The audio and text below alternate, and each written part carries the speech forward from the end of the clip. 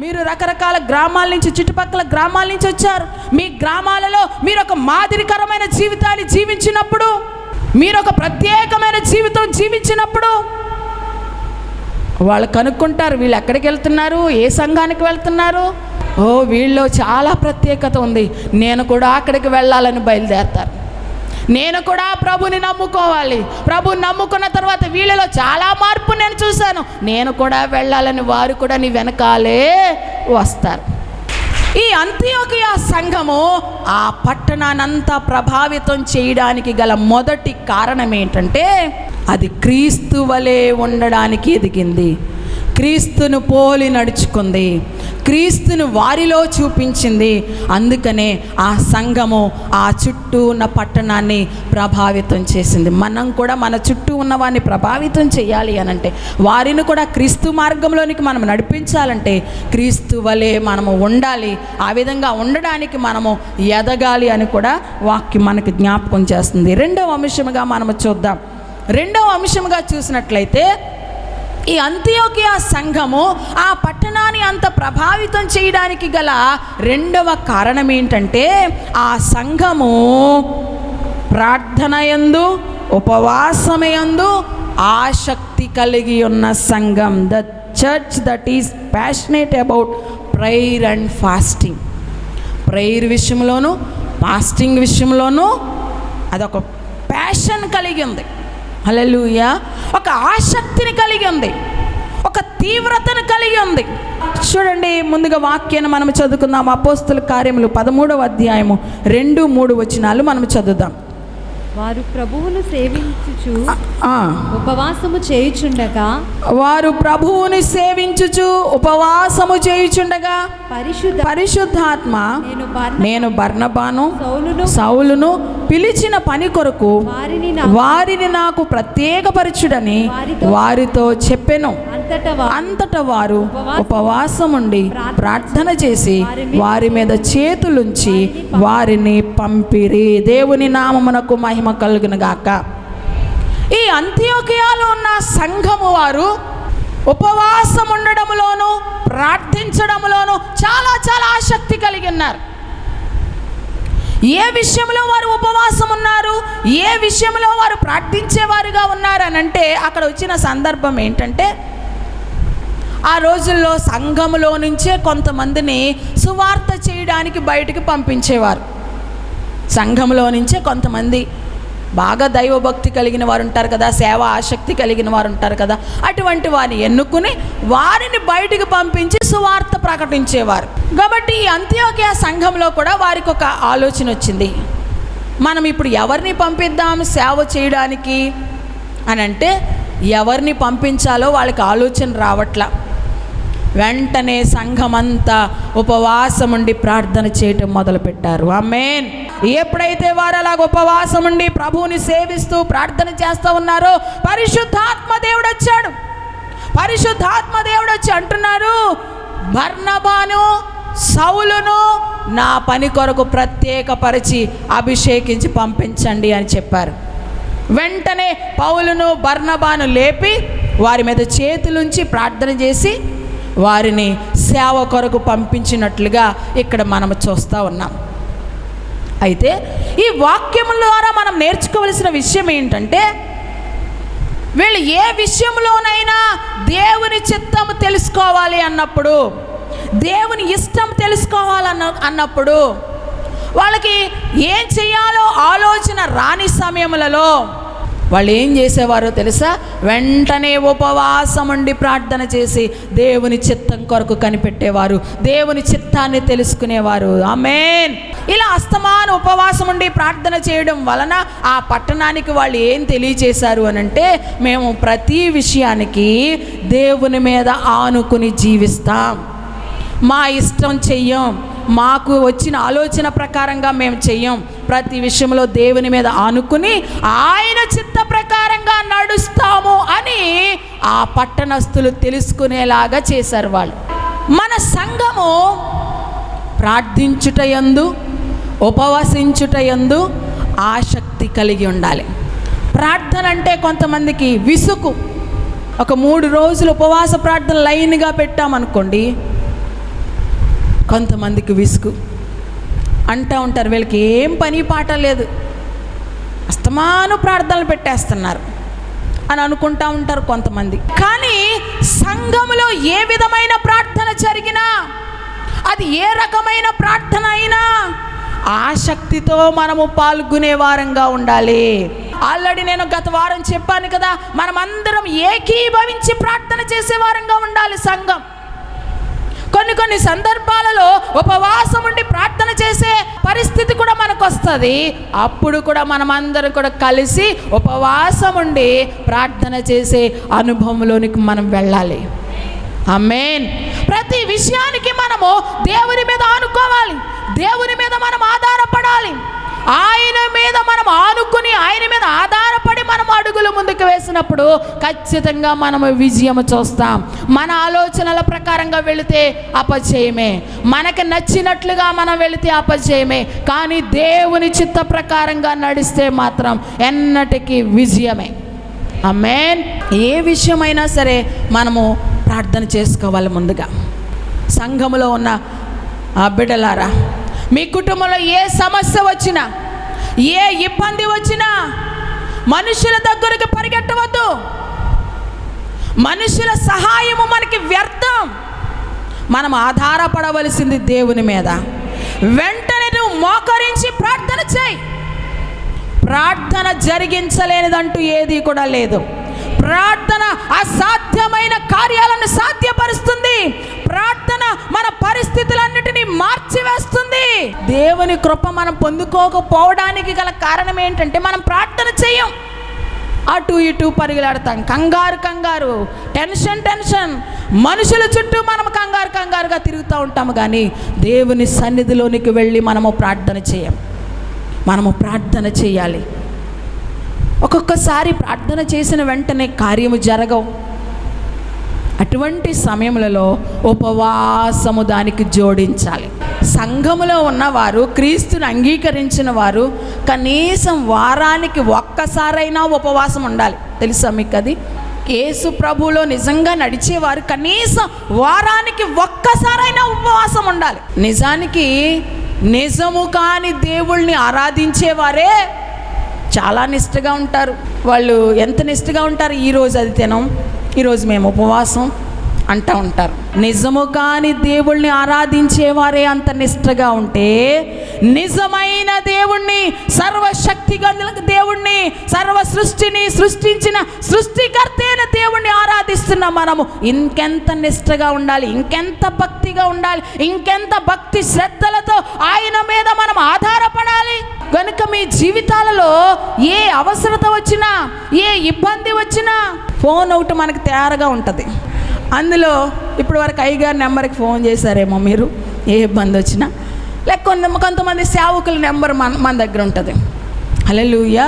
ఇబ్బంది రాగానే first phone తీసుకుని కాల్ చేసేస్తాను. కాల్ చెయ్యొద్దని నేను అనట్లేదు, కానీ చెయ్యాలి. కానీ అంతకంటే ముందుగా, అంతకంటే ప్రథమముగా మనము దేవుని దగ్గరకు వెళ్ళాలి. ఆమేన్. దేవునికి మన విన్నపం చెప్పాలి. మీరు దేవుని దగ్గర విన్నవించి దైవ సేవకులకు కాల్ చేశారనుకో, అప్పుడు దైవ సేవకులు ప్రేయర్ చేయగానే దేవుని కార్యం మీ పట్ల జరుగుతుంది. దైవ సేవకుల ద్వారానే మనకి కార్యం చేస్తాడు దేవుడు. ఎప్పుడైనా సరే దైవ సేవకులను పక్కన పెట్టడు దేవుడు. దైవ సేవకుల ద్వారానే మనకి కార్యం చేస్తాడు. కానీ మనము దైవ సేవకుల మీదే ఆధారపడకూడదు, వాళ్ళని ప్రాముఖ్యంగా ఎంచుకోకూడదు. ముందు స్థానం ప్రభువుకి ఇవ్వాలి. మన విన్నపం ఏదైనా ప్రభువుకు చెప్పాలి. కొన్ని గడ్డు సమస్యలు ఉంటాయి, అప్పుడు వెంటనే మనము ఉపవాస ప్రార్థన పెట్టుకోవాలి. ఒక రోజు చెయ్యి, అవ్వలేదనుకో మరలా నెక్స్ట్ వీక్ 3 రోజులు ఉపవాసం ఉండు. ఉపవాసం ఉండడం వల్ల మన శరీరానికి లాభమే కానీ నష్టమేమీ కాదు. అనవసరమైన ఫ్యాట్ అంతా కరుగుతుంది అనమాట. అప్పుడప్పుడు మన శరీరాన్ని కూడా శ్రమపరుచుకోవడం మనము నేర్చుకోవాలి. ఆధ్యాత్మిక జీవితంలో ఎదిగే కొలది శరీరాన్ని కూడా మనం శ్రమపరుచుకోవడం నేర్చుకోవాలి. లేకపోతే ఈ శరీరం మన మాట విందో. ఉపవాసాలు ఉండడం మనకు అలవాటు అవ్వలేదనుకోండి, ఒకానొక రోజు వస్తుంది అంత్య దినాలలో ఆహారము దొరకదు. ఈ ముద్ర వేయించుకుంటేనే మీకు ఆహారం దొరుకుతుంది అంటారు. అటువంటి సమయంలో ఇప్పుడు ఉపవాసాలు మనకి అలవాటు లేదు కనుక అప్పుడు మనం ఉండలేం. అప్పుడు పరుగున వెళ్ళి ఏదో అంటారు కదా, బ్రతుకుంటే బలిసాకైనా తినొచ్చు అని గబగబా పరిగెత్తుకుని వెళ్ళి ముద్ర వేయించుకుని అన్నం తీసుకుంటారు. అటువంటి పరిస్థితులలో మనము జయించాలి అనంటే ఇప్పటి నుంచే మన శరీరాన్ని శ్రమ పెట్టాలి. ఉపవాస ప్రార్థనలకు మన శరీరాన్ని మనం అలవాటు చేయాలి. యెహోషాపాతు పరిపాలన చేస్తున్న రోజుల్లో కొంతమంది రాజులు ఆయన మీదకి యుద్ధానికి వచ్చేసారు. ఒక 5-6 రాజులు ఏకీభవించి గొప్ప సైన్యము తీసుకుని యుద్ధానికి వచ్చారు. చుట్టుముట్టేశారు. ఆ పరిస్థితుల్లో చుట్టేస్తే యుద్ధ భయము వాళ్ళకి కలుగుతుంది, భయము కలుగుతుంది. అమ్మో అందరూ చుట్టేశారు, ఇక మన పని అయిపోయింది అనుకుంటాం మనం. హల్లెలూయా.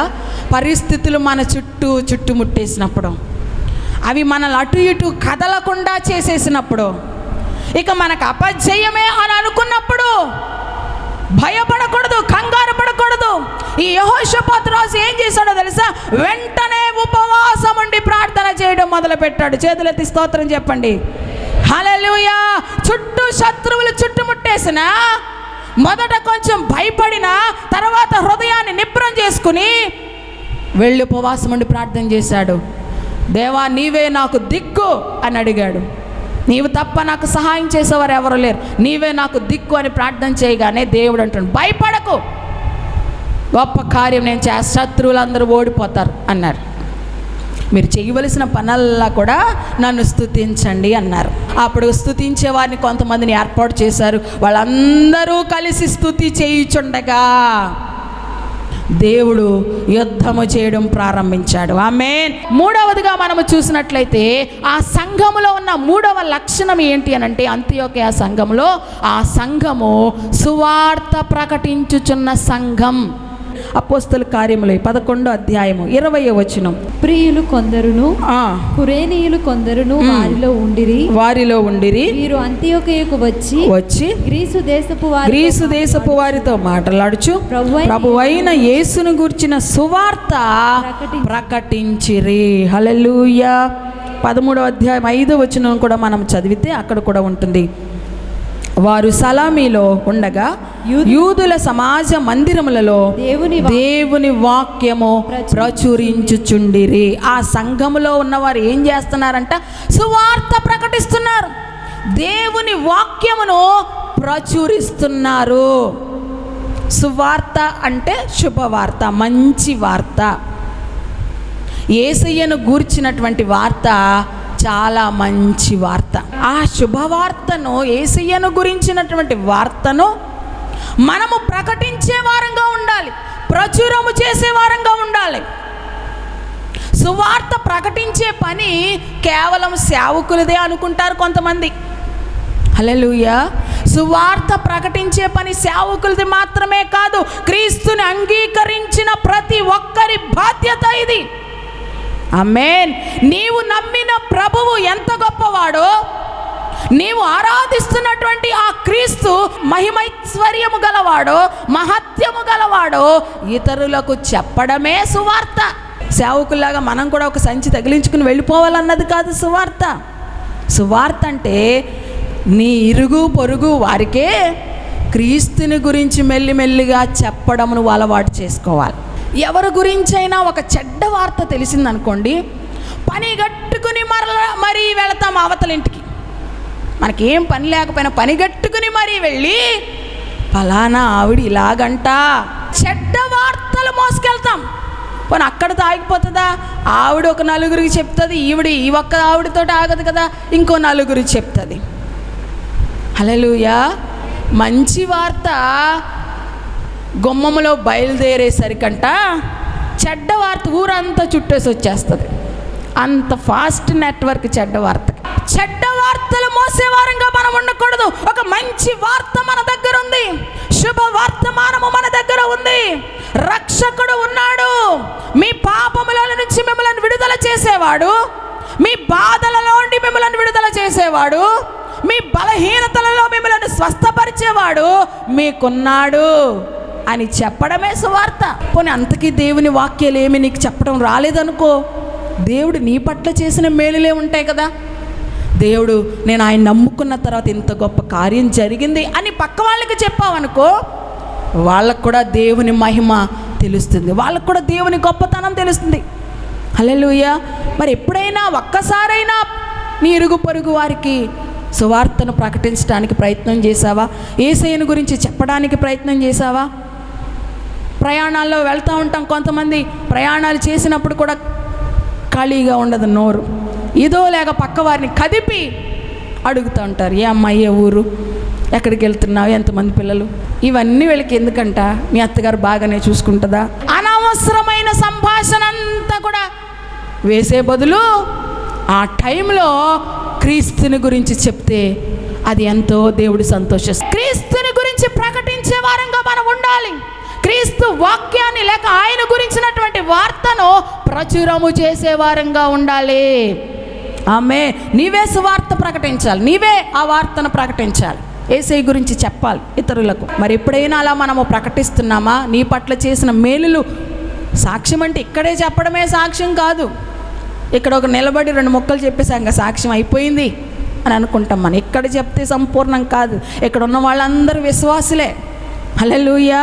మన సాక్ష్యము బయట వారికి చెప్పినప్పుడు వారిలో కూడా క్రీస్తు అంటే కొంచెము ఒక మంచి గురి ఏర్పడుతుంది. ఒకానొక సమయంలో వారు కూడా క్రీస్తులోనికి వస్తారు. ఆమేన్. చెప్పినన్నే అంగీకరించకపోవచ్చు, విత్తనాలు వేసినన్నే ఫలించవు, అవి మొలకెత్తడానికి కొంచెం టైం పడుతుంది. మనం వేస్తూ ఉండడమే విత్తనాలు, తగిన సమయమందు అవి మొలకెత్తుతాయి, తగిన సమయమందు అవి ఖచ్చితంగా ఫలిస్తాయి. కనుక సువార్త ప్రకటించే వారంగా మనం ఉండాలి. సువార్త ప్రకటించమన్నాం కదా అని సమయ సందర్భాలు లేకుండా ప్రకటించకూడదు. చెప్పమన్నాం కదా అని చెప్పి ఇంకా సమయ సందర్భాలు లేకుండా వెళ్ళిపోకూడదు. ఒక ఆయన సిటీ బస్సు వెళ్ళిపోతూ ఉంది, పాపం ఆ బస్సు ఎక్కాలన్న ఆతృతతో పరుగున వెళ్తూ ఉన్నాడంట. సిటీ బస్సు గబగబా వెళ్ళిపోతుంది. ఆ బస్సు ఎక్కాలన్న ఆతృతతో గబగబా వెళ్ళిపోతూ ఉంటుంటే వెనకాల ఒక సేవకుడు గబగబా, ఏమండి ఆగండి, ఏమండి ఆగండి. పాప ఎందుకు పిలుస్తున్నాడని ఆయన ఆగిపోయాడు. ఆగిపోయి, ఏంటయ్యా చెప్పు అంటే, యేసు ప్రభుని నమ్ముకోండి, యేసు ప్రభుని నమ్ముకుంటే పరలోక రాజ్యం వెళ్తారు అని చెప్పాడంట. ఆయనకి విపరీతమైన కోపం వచ్చి చెంప చెళ్ళు అనిపించాడు. అసలు అది సందర్భమేనా చెప్పే సందర్భం? పాపం ఆయనేమో బస్సు ఎక్కాలని కంగారులో ఉంటే అప్పుడు పిలిచి సువార్తను ప్రకటిస్తే ఎవరైనా అంగీకరిస్తారా? సువార్త చెప్పమన్నాము, కానీ సమయ సందర్భాలను బట్టి మనం ఏం చేయాలి?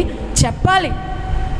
మనం సమయం చూసుకుని విత్తనాలు వేసినప్పుడు అది ఫలిస్తాయి, కానీ ఏదో చెప్పమన్నారు కదా అని చెప్పేస్తే అవి మనకి నష్టాన్ని తీసుకొస్తాయి.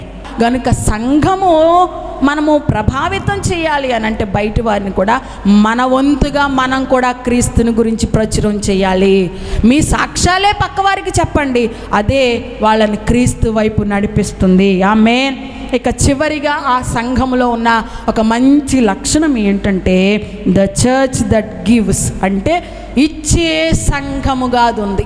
చూడండి 11వ అధ్యాయమే 27 నుంచి 30 వచనాల వరకు మనము చదివితే, ఆ దినముల యందు ప్రవక్తలు యెరూషలేము నుండి అంతియొకయకు వచ్చిరి.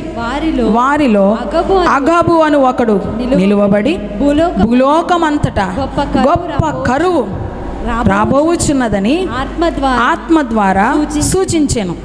అది క్లౌదియా చక్రవర్తి కాలమందు సంభవించెను. అప్పుడు శిష్యులలో ప్రతి వాడును తన శక్తి కొలది యోదయాలో కాపురమున్న సహోదరుల కొరకు సహాయము పంపుటకు నిశ్చయించుకొనెను. అలాగున చేసి బర్నబా, సౌలు అను వారి చేత పెద్దల యొద్దకు దానిని పంపిరి. దేవుని నామమునకు మహిమ కలుగునుగాక.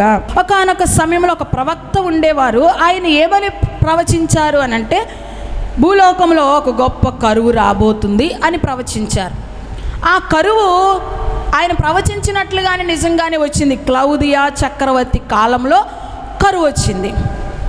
ఆ కరువు వచ్చిన సందర్భంలో, కరువు అంటే తెలుసు కదా, ఆహారము దొరకదు, సరైనటువంటి మరి వర్షం లేక పంటలు పండక అందరూ ఆకలితో అలమటిస్తూ ఉంటారు.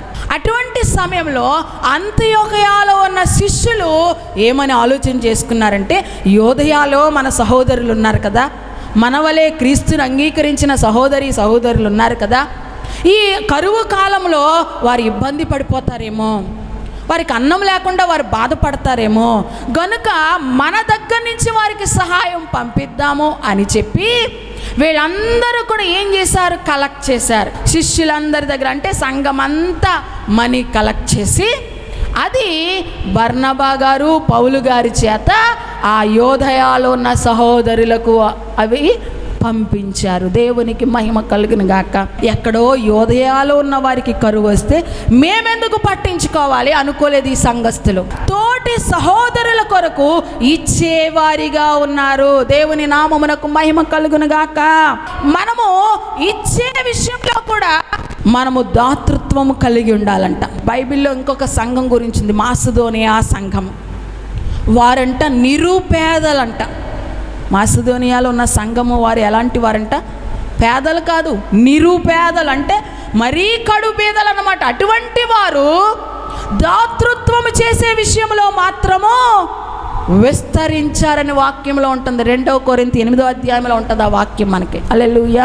ఆ సంఘంలో ఉన్న వారు కూడా అలాగే, వారు నిరుపేదలైనప్పటికీ కూడా తోటి సహోదరులకు సహాయము చేసే విషయంలో మాత్రము దాతృత్వము కలిగి ఉన్నారు. మన సంఘము కూడా అభివృద్ధి చెందాలన్నా లేక ప్రభావితం చేయాలన్నా మనము కూడా ఇచ్చేవారముగా ఉండాలి. చాలామంది పేదవాళ్ళు ఉంటారు, అన్నము సరిగా దొరకని వారు ఉంటారు. నా యొక్క ఆశ ఏంటంటే అటువంటి వారికి మన సంఘము తరపున కొంచెం సహాయం అందించే స్థితిలోనికి కూడా మనము వెళ్ళాలి. పేదలకు చేయూతనిచ్చే స్థితిలోనికి మన సంఘము కూడా వెళ్ళాలనేది నా ఆశ. రాబోయే దినాల్లో అటువంటి కార్యక్రమాలు కూడా చేయాలి అనేది ఒక ఆలోచన ఉన్నది. దేవుని నామమునకు మహిమ కలుగును గాక. అవసరతలో ఉన్న వారికి సహాయం చేసేవారిగా మనం ఉండాలి. ప్రభావితం చేయాలంటే బయట వారిని, మరి మనము వారిని క్రీస్తు వైపు నడిపించాలి అని అంటే అందులో ఇది ఒక భాగము కూడా. ఇచ్చే సంఘముగా మనం ఉండాలి. ఇచ్చే విషయంలో మన చెయ్యి మనం కొరత చేసుకోకూడదు. మనము పేదలకు ఇస్తే దేవునికి ఇచ్చినట్టే, తెలుసా మీకు అది? హల్లెలూయా. దేవునికి మనం పేదలకు ఇస్తే అది దేవునికి ఇచ్చినట్లే. మనము ఒక్కొక్కసారి పేదలకు కూడా సహాయము చేసి వాళ్ళను కూడా ఆదుకునే స్థితిలోనికి వెళ్ళాలని నేను కోరుకుంటున్నాను. దేవుని నామమునకు మహిమ కలుగును గాక. ఈరోజు ఈ అంతియోకియా సంఘము నుంచి 4 విషయాలు మనము తెలుసుకున్నాం. ఆ సంఘము, అంతియోకియా సంఘము ఆ పట్టణాన్నంతటినీ ప్రభావితం చేసింది. ఆ పట్టణంలోనే గొప్ప మార్పును తీసుకొచ్చింది. ఎందుకు అంత ప్రభావితం చేసింది ఆ సంఘము అనంటే ఆ సంఘము 4 లక్షణాలు ప్రత్యేకంగా కలిగింది. ఒకటి, ఆ సంఘము క్రీస్తు వలె ఉండడానికి ఎదిగింది. క్రీస్తు వలె ఉంది ఆ సంఘం. రెండవది, ప్రార్థన యందు ఉపవాసం యందు ఆసక్తి కలిగిన సంఘముగా ఉంది. ప్రతి విషయానికి దేవుని మీద ఆనుకునే సంఘముగా ఉంది. మూడవదిగా, ఆ సంఘము సువార్త ప్రకటించే సంఘముగా ఉంది. తాను తెలుసుకున్నది ఇతరులకు చెప్పింది. నాలుగవదిగా, ఇచ్చే సంఘముగా ఉంది. అనేక మంది అవసరతలో ఉన్న వాళ్ళకి, వాళ్ళు పేదలైనా సరే వాళ్ళు ధారాళంగా ఇచ్చి సహాయము అందించినట్లుగా మనము చూస్తూ ఉన్నాం. బైబిల్ గ్రంథంలో ఒక ఆదర్శవంతమైన సంఘముగా, మాదిరికరమైన సంఘముగా, చుట్టూ ఉన్న వారిని ప్రభావితం చేసిన సంఘముగా నిలిచి బైబిల్లో లిఖించబడింది. ఆమేన్. మరి ఈరోజు దేవుని వాక్యం వింటున్నటువంటి మనము కూడా, మన సంఘము మనము ఎదగాలి, మనతో పాటు మన చుట్టూ ఉన్న వారిని కూడా ప్రభావితం చేయాలి. వారిని కూడా క్రీస్తులోనికి నడిపించే విధముగా మన వంతు ప్రయత్నము మనము చేయాలి అని అంటే ముందు మనలో క్రీస్తు వలె ఉండాలి. మనం క్రీస్తుని పోలి మనము నడుచుకోవాలి. మనల్ని చూసిన వారు క్రీస్తుని చూడాలి. రెండవది, ఆ ఉపవాసం యందు ఆసక్తి కలిగి మనం ఉండాలి. ప్రతి దానికి దేవుని మీద ఆనుకుని ఆధారపడే వారంగా మనం ఉండాలి. మూడవదిగా, సువార్తను మనము ప్రకటించాలి. ఆమేన్. సువార్తను మనము ప్రకటించాలి. సువార్తను ప్రకటించాలి. ఈ విషయంలో కూడా నేను ఎక్కువగా ప్రేయర్ చేస్తూ ఉన్నాను. హల్లెలూయా. సువార్త అందని ప్రాంతాలకు, మన చుట్టూ ఉన్న గ్రామాలకు మన వంతుగా మన సంఘం తరపున వెళ్ళి సువార్తను మనము ప్రకటిద్దాం. ప్రకటించే వారంగా మనం ఉండాలి. ఆ తర్వాత పేదలకు అవసరతలు ఉన్న వారికి ఇచ్చే స్థితిలో మనం ఉన్నట్లయితే, ఇచ్చుచున్న సంఘముగా మనం ఉన్నట్లయితే ఖచ్చితంగా మన సంఘము కూడా ఇతరులను ఆదర్శవంతంగా ఉంటుంది, ప్రభావితం చేయగలుగుతుంది, మరి అనేకులను క్రీస్తులోనికి నడిపించగలుగుతుంది. ఆ విధంగా ఉండడానికి పరిశుద్ధాత్ముడు మనందరికీ కూడా సహాయం చేసి నడిపించునుగాక. ఆమేన్, ఆమేన్. ప్రార్థన చేసుకుందాం. మహాకృపా కనికరాలు కలిగిన మా దేవా, మీకు స్తోత్రాలు. ఇంతవరకు నాయన వాక్యము ద్వారా మా అందరితో మాట్లాడారు. బైబిల్ గ్రంథములో లిఖించబడిన ఒక ఆదర్శవంతమైన సంఘము, అంత్యోక్య సంఘము గురించి మేము నేర్చుకున్నాం. ఆ సంఘములో ఉన్న లక్షణాలు మేము కూడా కలిగి జీవిస్తూ, మేము మాత్రమే కాకుండా మా గ్రామములను, మా చుట్టూ ఉన్న ప్రజలను ప్రభావితం చేసి మీ మార్గంలోనికి నడిపించే కృప మా అందరికీ దయచేయండి ప్రభువా. మీకు స్తోత్రాలు. ఈరోజు ఈ వాక్యం వింటున్న ప్రతి ఒక్కరిని కూడా మీరు దర్శించండి. ఇటువంటి లక్షణాలు ప్రతి ఒక్కరిలో ఉండునట్లుగా, ప్రతి సంఘములో ఉండునట్లుగా మీరు బలపరచండి ప్రభువా. మీకు స్తోత్రాలు. ఈ మాటలు వినుచున్న వారందరి హృదయాల్లో స్థిరపరిచి క్రియ జరిగించమని యేసయ్య నామములో ప్రార్థించి వేడుకొనుచున్నాము తండ్రి. ఆమేన్, ఆమేన్.